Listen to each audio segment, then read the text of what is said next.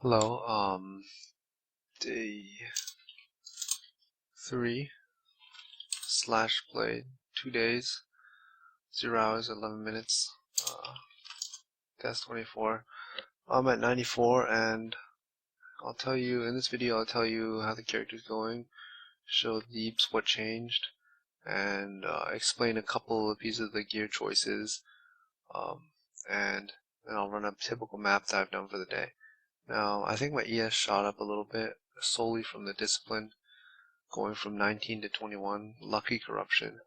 The deeps right now is 53.769, and um, let me just show you the fully buff because people want to know that.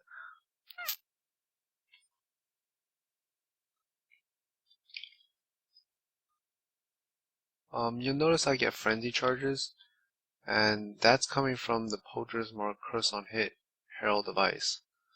So without Vol Haste it's 150, with Vol Haste it's 173. So that's what I'm at right now. The poacher's mark is, what's happening is I have herald device linked to poacher's mark curse on hit. So when the herald device shatters, if you shatter an enemy, the herald device will explode the enemy and deal AoE cold damage, and if that hits something, the nearby monsters, it'll apply poacher's mark. Now the reason I use poacher's mark is not just for the frenzy, it also gives a ridiculous amount of flash charges. So that's really powerful for that. I think that's pretty good. So you should definitely use that if you use Herald device. So some of my other gear choices are ES gloves. Doesn't really matter what. Skyforce, because best in slot gives power charge and reduced mana reservation. And then the other gear gets really fishy. For example, I'm using a Vegan dagger. If you don't just use a regular dagger, you have to get accuracy elsewhere on ring or gloves and spec and accuracy on the tree. The rings I have are like resist prioritized because I'm start for resist. I use a lot of resist on jewels, and then you want to get a weapon elemental damage, but a lot of times it's not possible, so you can settle for something that gives less damage, adds a lot of flat. And as you can see here, I have multi on the amulet and some flat, but ideally you want weapon elemental on prefixes because those gives the most damage on your tooltip.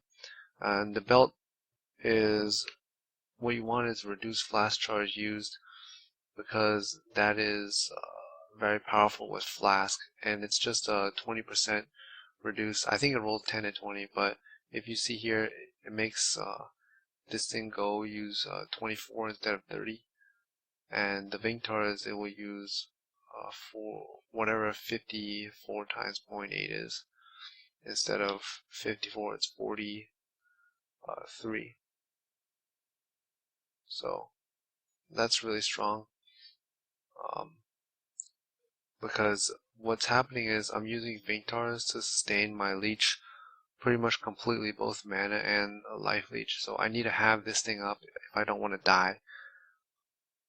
I have all back to Spectando over here, but there's no like life leech gem, and the reason is because it's just too much to spec into leech and solve both the mana and life issues. So I spec into flask nodes over here, over there, and over there, and then also on belt. So with the power of flask, I can sustain Vingtars, and those are some of the gear choices I made. You want to prioritize weapon elemental on your rings and amulets, but a lot of times, as I said, it's not possible just because the gear is just way too tight, hard to roll, so not many exist. And the rest of it's just ES on shield, maybe if you can get spell. This is particularly good. You may not be able to get this very easily.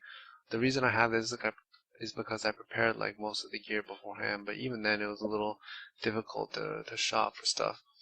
I'll show you a typical map I ran today, like a 77. Maybe you wanna see a village ruin. It doesn't matter. I wasn't running like T12s today at all. I was running mostly just T whatever 78, 77s are, T10s. So this is not a typical map I ran today, but it's whatever.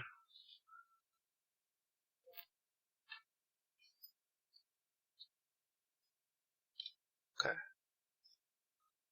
so here we go. Now the whole reason you choose Templar is actually because the not penetration, the ignoring of enemy resist. The reason that's really good is because a lot of monsters have high resist, much higher uh, than people think. So ignoring all of it's actually really powerful for the damage. Makes the playstyle super consistent, as opposed to like slowing down certain rares or random mobs, blue packs, stuff like that. So that's why you go Templar. Also, you gotta figure out your auras on the tree somehow. I like have a Crown of Eyes reservation, but if you don't have that, it's gonna be a little bit more messy. So, as you can see, the bosses die like a lot faster when you ignore their resistances. On other characters, you might take a little longer, or your deeps might not be as pure as Templar. So keep that in mind. So you definitely can do this as like other character ascendancies like Deadeye or whatever, but I think it will be like a slower overall, even though you're wasting like 5 points to spec into the Templar area of the tree. The fact that you ignore all the resistances makes your damage shoot up to like 4 times in certain situations when the bosses have high resist, or it's like enfeeble resist map mod, and it just gets really annoying for other characters that don't ignore resistances. So that's the whole concept behind this character. Just ignore enemy resists with Templar and do more damage and clear faster that way. The rest of the gear is just optimization. As you can see, I leveled up most of my gems today. Everything except Herald of Ice is level 20 and increased critical strikes. So it's pretty topped out on the damages. This is what you can expect with just some typical Vague Dagger and kind of not so good gears on rings and amulets, but good gears elsewhere. So yeah, overall it's a really expensive build. As you can see, I have Skyforce, Sixling Shaft, and a whole bunch of really high ES gears. If you're looking to like get energy shield gears, you should definitely craft your own gloves. I think those are the easiest to craft. The rest of the gears is like fairly difficult and expensive any way you do it. So don't expect to get those cheaply. And a lot of times you're not going to be able to even buy the gear yourself. You'll have to craft it. You'll be forced to craft it because nothing exists. Nothing that you want exists. So yeah, this is really expensive as a spec. I guess I'll keep you guys updated. Maybe go into the detailing of tree optimization in later videos next time. For now, I'll sign off and peace out.